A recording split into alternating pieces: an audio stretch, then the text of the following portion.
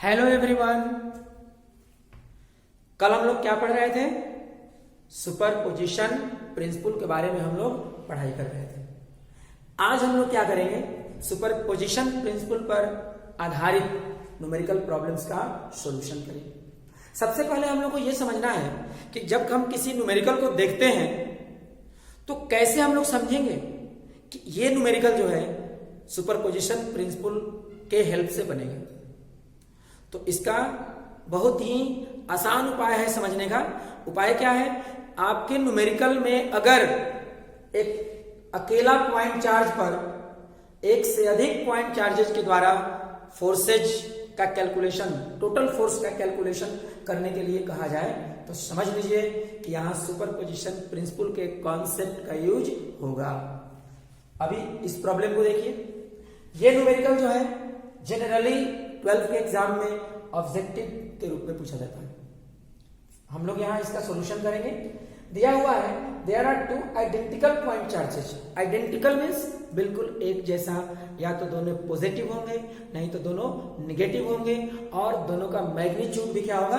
Equal होगा। एक जैसे दो पॉइंट चार्जेस हैं, साइन नहीं दिया है तो यहां हम लोग पॉजिटिव मान के बनाएंगे इसे, और यहां दोनों पॉइंट चार्जेस के बीच का जो डिस्टेंस है वो है 2r, और दोनों पॉइंट चार्जेस को जोड़ने वाला जो लाइन है उसका मिडिल पॉइंट मान लेते हैं O। टोटल डिस्टेंस 2r है तो इधर से यहां r हुआ और यहां भी क्या हुआ? r हुआ। अब कह रहा है कि दोनों को जोड़ने वाले लाइन के ठीक बीच में एक थर्ड पॉइंट चार्ज है। थर्ड पॉइंट चार्जेस के बारे में कुछ भी कहा नहीं गया है, तो हम लोग अपने मन से कुछ भी ले सकते हैं। यहाँ पॉजिटिव भी ले सकते हैं, निगेटिव भी ले सकते हैं, मैग्नीट्यूड कुछ भी ले सकते हैं। चलिए हम लोग यहाँ मान लेते हैं प्लस क्यू डैश। अब इस थर्ड पॉइंट चार्ज पर बताना है कि टोटल इलेक्ट्रिक फोर्स का वैल्यू कितना के बराबर होगा। यहाँ थर्ड पॉइंट चार्ज पर टोटल इलेक्ट्रिक फोर्स मतलब इसके द्वारा और इसके द्वारा, मतलब इस पर फोर्स एक्सर्ट करने वाले कितने पॉइंट चार्ज हैं? दो हैं, एक ये और एक ये। तो हुआ ना, यहां सुपरपोजिशन प्रिंसिपल का कॉन्सेप्ट हम लोग यहां अप्लाई करेंगे और इसे बनाएंगे। क्या है कॉन्सेप्ट? किसी भी पॉइंट चार्ज पर एक से अधिक पॉइंट चार्जेस के द्वारा अगर इलेक्ट्रिक फोर्स का कैलकुलेशन करना हो तो पहले सबके द्वारा एक एक करके फोर्स निकालेंगे और सबका फिर वेक्टोरियल सम कर देंगे। तो इसके द्वारा अलग, इसके द्वारा अलग निकालेंगे, फिर ऐड करेंगे। तो देखिए आप लोग, ये पॉजिटिव चार्ज इस पॉजिटिव चार्ज को रिपेल करेगा और यहां फोर्स मान लीजिए F1 वेक्टर। ये पॉजिटिव चार्ज इसको भी रिपेल करेगा इधर, और यहां फोर्स F2 वेक्टर। आप यहां ध्यान दीजिए, थर्ड पॉइंट चार्ज पर दो दो इलेक्ट्रिक फोर्सेज लग रहे हैं और दोनों का डायरेक्शन कैसा है? अपोजिट है। और इनका मैग्नीट्यूड के बारे में थोड़ा ध्यान देंगे हम लोग। तो देखिए आप लोग यहां प्लस स्मॉल q के द्वारा q डैश पर फोर्स, डिस्टेंस कितना है? r। यहां भी प्लस स्मॉल q के द्वारा q डैश पर फोर्स, डिस्टेंस कितना है? r। दोनों तरफ एक जैसा है तो दोनों फोर्स का मैग्नीट्यूड बिल्कुल क्या होना चाहिए? इक्वल होना चाहिए। इक्वल मैग्नीट्यूड मतलब here mod of F1 vector equal to mod of F2 vector. इसके द्वारा इस पर फोर्स का कैलकुलेशन अगर करेंगे 1/4 pi epsilon not into Q dash upon r square. आप कैलकुलेट कर भी सकते हैं, फोर्स नहीं भी कर सकते हैं, कोई यहां पर प्रॉब्लम नहीं होगी। और फिर क्या दिया हुआ है? The direction of F1 vector equal to just opposite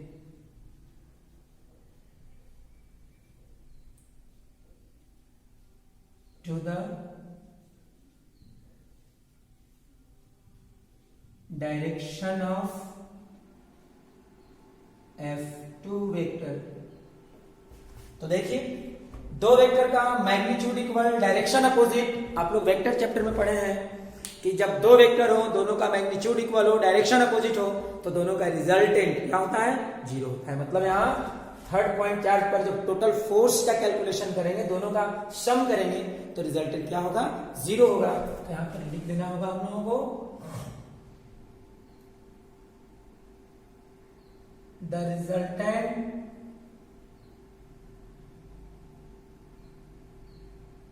force on the third point charge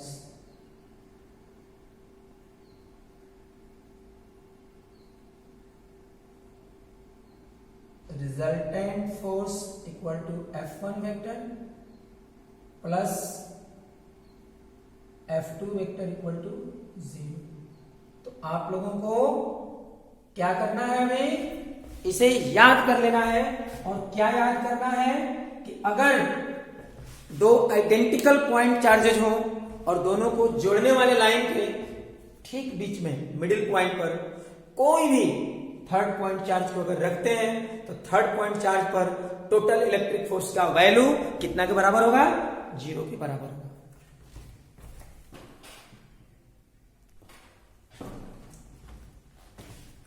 ये न्यूमेरिकल 12 में तो पूछा ही जाता है। अब इसके अलावा कॉम्पिटिटिव एग्जाम में भी ये न्यूमेरिकल जो है बहुत बार पूछा जा चुका है। इस न्यूमेरिकल में दिया हुआ है कि इस डायग्राम में स्मॉल क्यू, ये चार्ज है, पॉइंट चार्ज, इसका वैल्यू क्या होना चाहिए? यहां वैल्यू का मतलब मैग्नीट्यूड एंड डायरेक्शन दोनों निकालना है। जबकि दिया हुआ है ये भी क्वेश्चन में कि क्यू का वैल्यू क्या हो जिससे कि ये all the three plus Q ये और स्मॉल क्यू तीनों इक्विलिब्रियम में हो जाए। अब यहां एक बात सोचना है, इक्विलिब्रियम का मतलब क्या होगा? केमिस्ट्री में तो आप लोग इक्विलिब्रियम पढ़े हुए हैं, फिजिक्स में भी इक्विलिब्रियम आता है। और यहां इक्विलिब्रियम का मतलब होता है, दो बातें याद रखना है, कोई भी बॉडी या कोई पार्टिकल को इक्विलिब्रियम में तब कहते हैं जब उस पर टोटल फोर्स मतलब रिजल्टेंट फोर्स का वैल्यू जीरो के बराबर हो जाए, या रिजल्टेंट टॉर्क का वैल्यू भी जीरो के बराबर हो जाए। यहां हम लोगों को केवल फोर्स कंसीडर करना है। तो ये तीनों जो ये पॉइंट चार्जेस हैं इक्विलिब्रियम में है, मतलब इस पर भी रिजल्टेंट फोर्स जीरो, इस पर भी रिजल्टेंट फोर्स जीरो, और इस पर भी क्या होगा? रिजल्टेंट फोर्स जीरो होगा। हम कोई एक पॉइंट चार्ज कंसीडर करेंगे, ये बीच वाला कंसीडर नहीं कर सकते हैं, क्योंकि हम लोग तो ऐसे भी जानते हैं कि जब दो आइडेंटिकल पॉइंट चार्ज हो तो जोड़ने वाले लाइन के ठीक मिडिल में कोई भी पॉइंट चार्ज रखेंगे तो टोटल फोर्स जीरो होगा। तो ये इसको कंसीडर नहीं कंसीडर करना है किसे? या तो इसे कंसीडर करेंगे या फिर इसको कंसीडर करके हम लोग प्रॉब्लम को सॉल्व करेंगे। तो देखिए आप लोग यहां पर प्लस क्यू, इस पर टोटल फोर्स को जीरो करना है। जीरो कैसे होगा? इस पर फोर्स अप्लाई करने के लिए एक ये पॉइंट चार्ज है और एक ये पॉइंट चार्ज है। और आप जानते हैं कि दो वेक्टर या दो फोर्स का सम जीरो कब होगा? जब दोनों का मैग्नीट्यूड इक्वल होगा और दोनों का डायरेक्शन अपोजिट होगा। मतलब इस पर इस चार्ज और इस चार्ज के द्वारा जो फोर्स लगना चाहिए वो मैग्नीट्यूड में इक्वल होना चाहिए और डायरेक्शन में अपोजिट होना चाहिए। तो देखेंगे यहाँ ये प्लस है तो इस प्लस को रिपील करेगा, आप लोग पढ़े हैं, यहां हो जाएगा F1 वेक्टर। और देखिए अब इसका साइन मालूम है नहीं तो हम लोग खुद से लेंगे साइन। साइन ऐसा लेना है कि इसके द्वारा इस पर जो फोर्स लगे इस फोर्स के अपोजिट में लगे, तब ना रिजल्टेंट जीरो होगा। तो देखिए इसका साइन अगर प्लस लेते हैं तब तो ये भी रिपील करेगा, फोर्स का डायरेक्शन इधर होना चाहिए। मतलब ये इसको क्या करेगा? अट्रैक्ट करेगा। और अट्रैक्ट कब करेगा? जब इसका साइन हो जाएगा नेगेटिव। तो साइन तो मिल गया, मतलब जो गिवन चार्ज है स्मॉल क्यू, इसका साइन क्या होना चाहिए? निगेटिव होना चाहिए। तो ये अट्रैक्ट करेगा इसे और यहां फोर्स लगेगा F2। क्वेश्चन में दिया हुआ है ये पॉइंट चार्ज इक्विलिब्रियम में है, मतलब इस पर टोटल फोर्स का वैल्यू क्या है? जीरो है। और इसलिए क्या हो जाएगा? यहां F1 वेक्टर का मॉड एंड F2 वेक्टर का मॉड दोनों इक्वल, क्योंकि दो फोर्सेस का मॉड इक्वल, डायरेक्शन अपोजिट, तब जाकर रिजल्टेंट क्या होगा, 0 होगा। तो यहां हम लोग सॉल्व कर देंगे। अब देखिए इसके द्वारा इस पर फोर्स का कैलकुलेशन करेंगे, कूलम्स लॉ का एप्लीकेशन करेंगे। दोनों पॉइंट चार्ज के बीच का डिस्टेंस कितना है, 2r। तो कूलम्स लॉ से हो जाएगा 1/4 pi epsilon not into Q upon 2r का होल स्क्वायर। और इसके द्वारा इस पर लगने वाला फोर्स ये है, इसका mod 1/4 pi epsilon not into Q upon r square. अब आप देख रहे हैं ये और ये कैंसिल हो जाएगा, फिर यहां से ये भी कैंसिल होगा। अब क्या करेंगे, Q अपॉन 4 r स्क्वायर और ये हो जाएगा Q अपॉन r स्क्वायर, ये भी कैंसिल हो जाएगा। तो यहाँ स्मॉल q का वैल्यू होगा कैपिटल Q अपॉन 4।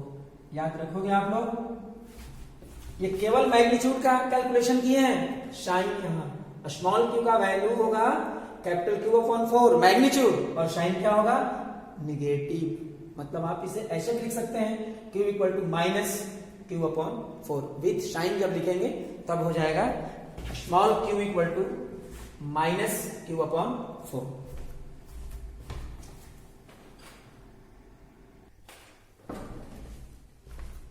अब देखिए इस न्यूमेरिकल प्रॉब्लम में 2 पॉइंट चार्जेज दिए गए हैं। एक है +4 माइक्रो कूलम और सेकेंड है -16 माइक्रो कूलम। जब भी हम न्यूमेरिकल बनाएंगे तो माइक्रो को पहले चेंज कर लेंगे, चार्ज का वैल्यू को कूलम में चेंज करेंगे, +4 और माइक्रो का वैल्यू आप लोग जानते हैं 10⁻⁻6 होता है, फिर ये कूलम हो गया। और यहां -16 इंटू 10⁻⁻6 कूलम। अब यहां देखिए एक थर्ड चार्ज भी दिया हुआ है, लेकिन थर्ड चार्ज का वैल्यू क्या होगा, उसका साइन क्या होगा, इसके बारे में कोई चर्चा नहीं है। इतना केवल कह रहा है कि थर्ड चार्ज को कहां रखा जाए जिससे कि थर्ड चार्ज पर टोटल इलेक्ट्रिक फोर्स का वैल्यू 0 के बराबर हो जाए।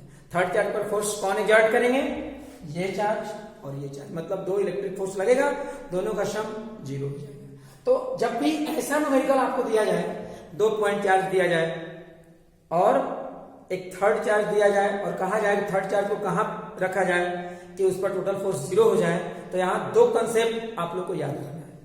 थर्ड चार्ज को जब भी हम लोग रखेंगे, दोनों जो गिवन चार्जेज हैं इनको जोड़ने वाला जो लाइन है इस लाइन पर ही रखेंगे। कहीं रखें, इधर रखें, बीच में रखें या इस साइड रखें, कहीं रखिए, लेकिन दोनों को जोड़ने वाले लाइन पर ही थर्ड को रखें। और सेकेंड कॉन्सेप्ट है यहाँ कि जब भी हम लोग थर्ड पॉइंट चार्ज को रखेंगे तो दोनों में से, दोनों चार्ज जो दिए गए उसमें से जिस चार्ज का मैग्नीट्यूड होता है छोटा, उसके निकट रखना चाहिए। कभी भी यहाँ आप बड़े वाले के निकट नहीं रखना। जब भी रखना है तो कहाँ रखना है, जो छोटा मैग्नीट्यूड है जिसका, साइन नहीं देखना है, मैग्नीट्यूड। जैसे आप -16 माइक्रो कूलम, मैग्नीट्यूड मतलब साइन छोड़ देंगे, जो आ गया वो मैग्नीट्यूड हो गया। 16 माइक्रो कूलम 4 माइक्रो कूलम, तो स्मॉलर मैग्नीट्यूड इसका है, तो जो स्मॉलर मैग्नीट्यूड वाला चार्ज होगा उसके निकट रखेंगे हम लोग। तो यहां थर्ड पॉइंट चार्ज को रखना है इस 4 माइक्रो कूलम का जो चार्ज है उसके निकट, या तो इधर रखना है या इधर। अब हम लोगों को ये समझना है कि थर्ड पॉइंट चार्ज को कहां रखें, इस साइड रखें या इधर रखें। तो इसके लिए कॉन्सेप्ट क्या है, देखिए आप क्या करेंगे, हम दोनों जगह पहले रखेंगे और देखेंगे। कहीं भी आप रखेंगे, मान लीजिए यहां रख दिए थर्ड को, थर्ड का वैल्यू मान लीजिए Q, यहां मान लेते हैं थर्ड पॉइंट चार्ज Q, और साइन नहीं दिया है तो यहां पर मान लेते हैं प्लस। आप माइनस मान के बनाएंगे तो भी आंसर वही का वही आएगा, आंसर में कोई चेंज नहीं होगा। तो अगर आप इधर रखते हैं तो एक इसके द्वारा फोर्स लगेगा और एक इसके द्वारा लगेगा। ये पॉजिटिव है, पॉजिटिव को क्या करेगा, रिपेल करेगा, यहां हो जाएगा F1 वेक्टर। और ये निगेटिव है, ये पॉजिटिव को क्या करेगा, अट्रैक्ट करेगा, ये हो जाएगा F2 वेक्टर। अगर आप यहां रखते हैं तो देख लीजिए, पॉजिटिव को रिपील करेगा और निगेटिव पॉजिटिव को अपनी ओर अट्रैक्ट करेगा। मतलब ये दोनों point charge third point charge पर एक ही डायरेक्शन में फोर्स एक्सर्ट करेंगे और सेम डायरेक्शन में जब फोर्सेज लगेंगे तो इनका रिजल्टेंट कभी भी जीरो नहीं होगा। लेकिन हम लोग को क्या चाहिए, थर्ड पॉइंट चार्ज पर total force, resultant force zero होना चाहिए और जीरो होने के लिए डायरेक्शन अपोजिट होना चाहिए। तो यहाँ पर थर्ड चार्ज को हम लोग नहीं रखेंगे।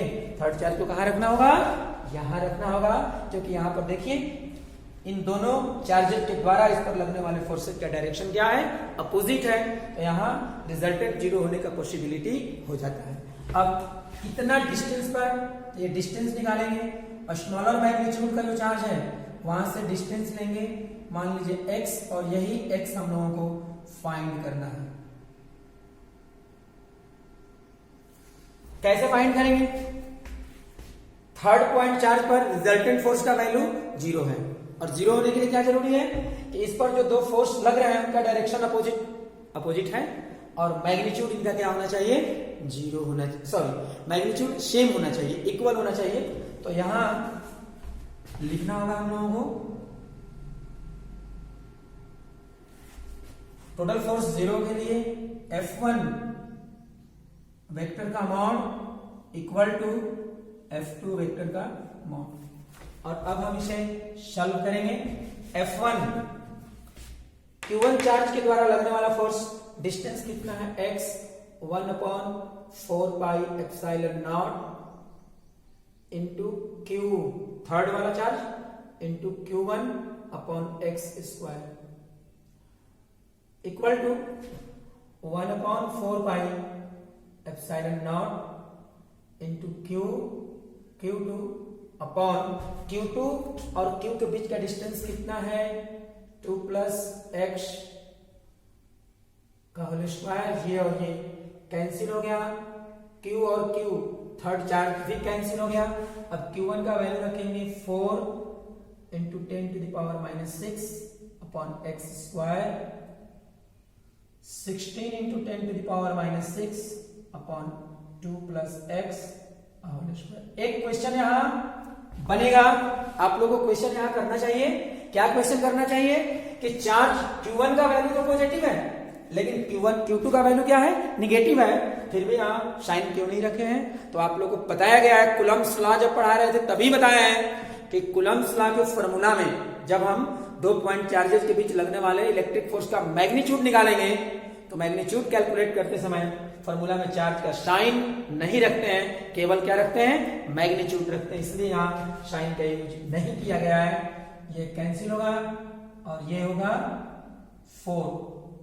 अब यहां से 2 + x whole square upon x square equal to 4। यहां ये दोनों तरफ स्क्वायर है तो हम यहां ये भी लिख सकते हैं 2 + x upon x square 4 equal to 2। और फिर यहां क्रॉस मल्टीप्लीकेशन करेंगे 2x equal to 2 + x and 2x minus x equal to 2x equal to 2 metre. इसका मतलब क्या हुआ कि जो स्मॉलर मैग्नीट्यूड का चार्ज है +4 माइक्रोकूलम, वहां से 2 मीटर के डिस्टेंस पर थर्ड पॉइंट चार्ज, चाहे कोई भी हो, थर्ड पॉइंट चार्ज को अगर रख देंगे तो दोनों गिवन पॉइंट चार्जेस के द्वारा इस पर टोटल इलेक्ट्रिक फोर्स का वैल्यू 0 के बराबर हो जाएगा।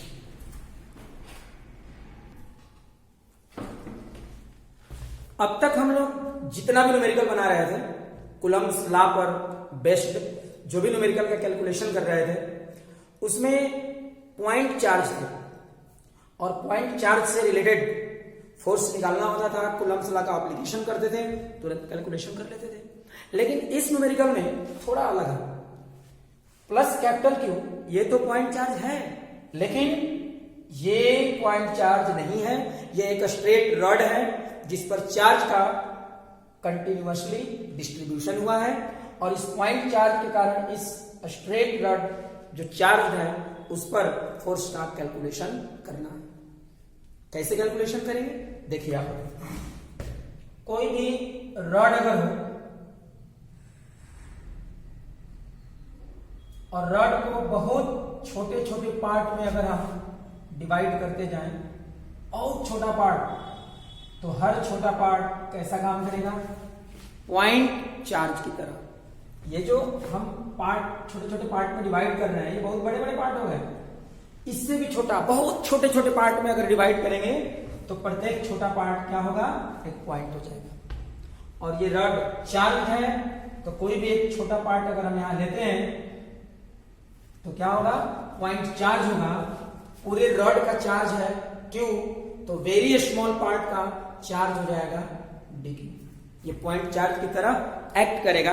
और अब हम क्या करेंगे, जब पॉइंट चार्ज हो गया तो प्लस कैपिटल Q जो चार्ज दिया गया है क्वेश्चन में, उसके कारण इस पर छोटे पार्ट पर कूलम्ब्स लॉ का एप्लीकेशन करके और हम इलेक्ट्रिक फोर्स का कैलकुलेशन कर सकते हैं। और इसी तरह से इस रॉड को बहुत सारे छोटे छोटे पार्ट में डिवाइड किए हैं, हर छोटा पार्ट पॉइंट चार्ज होगा, तो इसके चलते हर छोटे पार्ट पर फोर्स का कैलकुलेशन कर लेंगे और फिर सभी फोर्सेज को आपस में क्या करेंगे, ऐड कर देंगे, तो total force, total electric force का कैलकुलेशन हो जाएगा। लेकिन यहां यह भी ध्यान देना है हम लोगों को कि बहुत सारे छोटे छोटे पार्ट में डिवाइड किए हैं। एक 1 लाख या 1 करोड़ पार्ट में अगर डिवाइड कर दें तो 1 करोड़ टाइम्स कैलकुलेशन करना पड़ेगा, बहुत अधिक टाइम लगेगा, 2-4-6 मंथ भी लग सकता है। तो इतना अधिक कैलकुलेशन, इतना अधिक टाइम, फिर एडिशन, तो ये बहुत लेंथी कैलकुलेशन हो जाएगा। तो इसके लिए हम लोग क्या करेंगे, कैलकुलेशन का कॉन्सेप्ट यही रहेगा, लेकिन इतना लेंथी कैलकुलेशन नहीं करना है। हम लोगों को क्या करना है, इस रॉड में केवल एक बहुत छोटा पार्ट लेंगे, हम रॉड का वेरी स्मॉल पार्ट केवल एक लेंगे, जिस पर चार्ज dq होगा और इसका लेंथ मान लेंगे यहां dx। और यहां से ये जो प्लस कैपिटल Q चार्ज है, यहां से वेरी स्मॉल डिस्टेंस, सॉरी यहां से डिस्टेंस ले लिए x, plus capital Q charge से डिस्टेंस कितना लिए x, और x डिस्टेंस पर वेरी स्मॉल पार्ट ले लिए dx रॉड का, जो पॉइंट चार्ज की तरह एक्ट करेगा। और इस पर फोर्स जब कैलकुलेट करेंगे आप, तो देखिए ये भी पॉजिटिव है, ये भी पॉजिटिव है, तो पॉजिटिव पॉइंट चार्ज इस पर जो फोर्स एक्सर्ट करेगा, इधर रिपेल करेगा, और ये फोर्स भी होगा बहुत बहुत छोटा।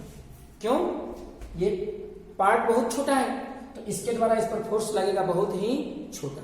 और फोर्स पहले कैलकुलेट करेंगे और फिर क्या करेंगे, इंटीग्रेशन करेंगे। Integration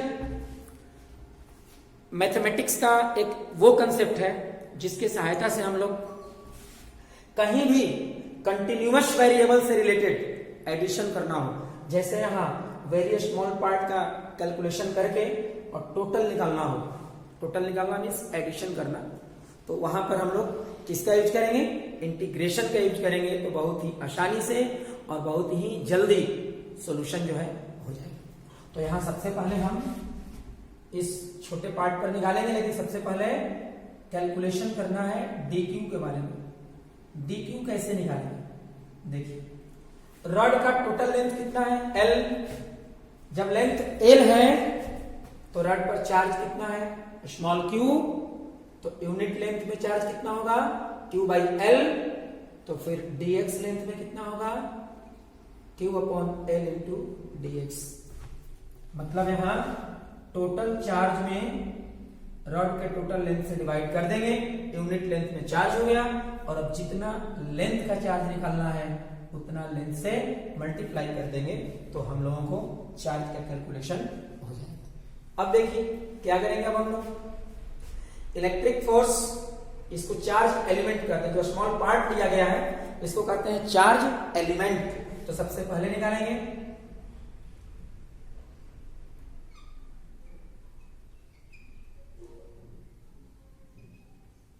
the electric force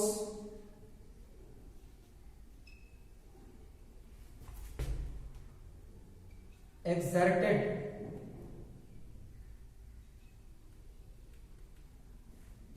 on the charge element.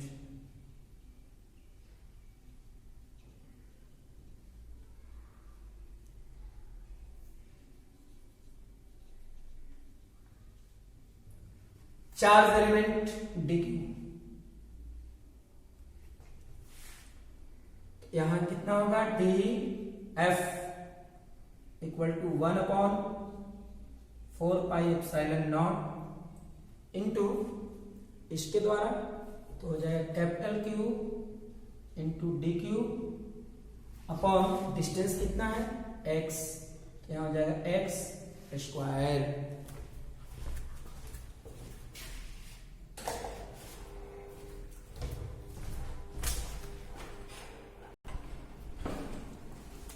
यहां इलेक्ट्रिक होगा। तो अभी जो यहां कैलकुलेशन किया हम लोग फोर्स चार्ज एलिमेंट पर, और ये होगा 1/4πε0 इंटू क्यू डी क्यू का वैल्यू यहां दिया गया है, तो ये हो जाएगा Q upon L into D X upon X square df 1/4πε0 q upon l into X to the power -2 into dx। और अब क्या करेंगे हम लोग, इतना तो कैलकुलेट हो गया, अब इसका टोटल फोर्स निकालेंगे, इंटीग्रेशन करेंगे। तो अब यहां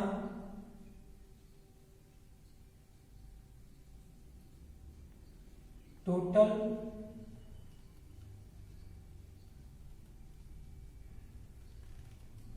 electric force exerted on total electric force exerted on the charged rod,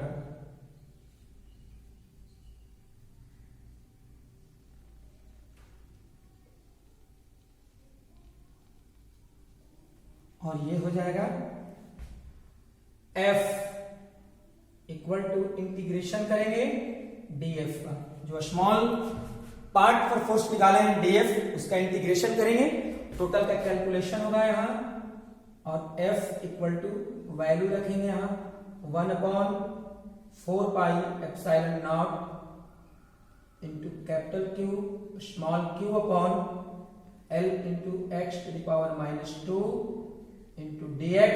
तो यहां ध्यान देना है इंटीग्रेशन किसके रिस्पेक्ट में करना है, x के रिस्पेक्ट में। जो इंटीग्रेशन में d के साथ होता है उसके रिस्पेक्ट में इंटीग्रेशन करते हैं हम लोग, तो इंटीग्रेशन x के रिस्पेक्ट में करना है। अब लिमिट लेना है ऐसा कि लिमिट के अंतर्गत ये रॉड पूरा आ जाए। तो रॉड शुरू हो रहा है यहां से, यहां पर x का वैल्यू कितना होगा, यहां से कितना है r, और यहां पर x का वैल्यू होगा, यहां से x लिया गया है ना, तो ये r प्लस l। अब यहां इंटीग्रेशन करेंगे, f इक्वल टू ये r to r plus l 1/4πε0 q upon l x to the power -2 into dx r to r plus l। और अब इसके बाद पुनः यहां हम लोगों को आगे बढ़ना है, F इक्वल टू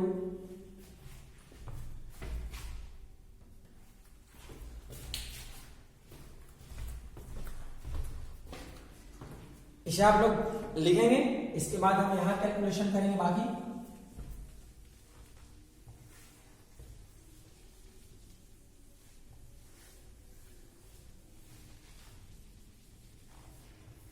तो यहां हो जाएगा F equal to 1/4 pi epsilon naught QQ upon L। यहां इंटीग्रेशन करेंगे x⁻⁻2 + 1 r to r plus L और 1/4 pi epsilon not into Q small q upon L।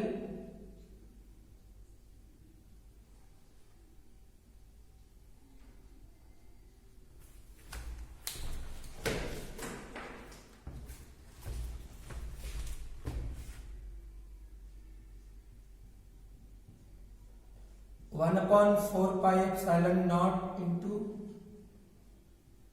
Small Q upon L. ये -1 बाहर निकाल दे रहे हैं। 1/x r to r plus L 1/4 pi epsilon not into 1/r plus L minus 1/r। ये minus को इधर भेजेंगे। 1/4 pi epsilon naught 1/r minus 1/r plus L। और लास्ट में कैलकुलेशन करेंगे हम लोग। F equal to 1/4 pi epsilon not into Q upon L। LCM यहां लिया जाएगा और ये होगा R plus L minus R। R और R कैंसिल हो जाएगा। और फिर लास्ट में F equal to 1/4 pi epsilon not into, देखिए capital Q into small q into L। तो यहां पर जो L और L ये भी जो है कैंसिल हो जाएगा और ये हो जाएगा capital Q into small q upon R into R plus L। ये फाइनल आपका जो है रिजल्ट है।